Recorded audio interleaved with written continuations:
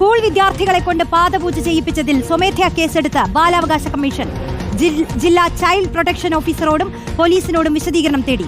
അടിയന്തര സ്വഭാവത്തിൽ അന്വേഷിക്കണമെന്നാണ് നിർദ്ദേശം. നടന്നത് ജുവനൈൽ ജസ്റ്റിസ് ആക്ടിന്റെ നഗ്നമായ ലംഘനമെന്ന് അഡ്വക്കേറ്റ് ബി മോഹൻകുമാർ പ്രതികരിച്ചു.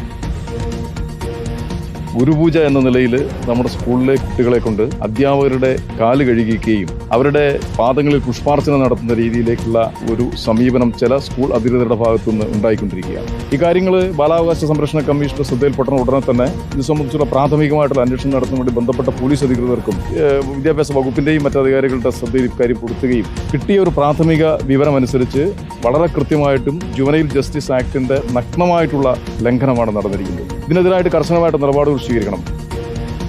അർച്ചന രവീന്ദ്രൻ ചേരുന്നു. അർച്ചന, ഈ പാദപൂജയിൽ അപ്പോൾ ജില്ലാ ചൈൽഡ് പ്രൊട്ടക്ഷൻ ഓഫീസർക്ക് ഉടൻ തന്നെ മറുപടി നൽകേണ്ടി വരും അല്ലേ?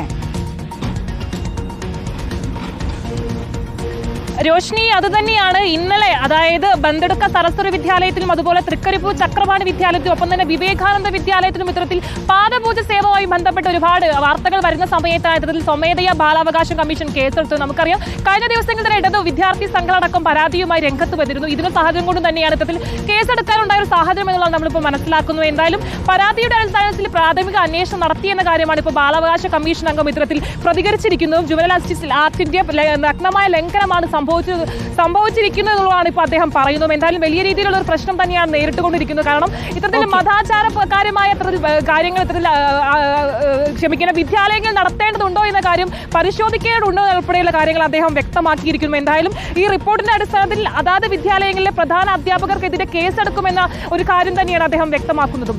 രോഷ്നി, ശരി. അർച്ചന രവീന്ദ്രനാണ് വിശദാംശങ്ങൾ നൽകിയത്. നമുക്ക്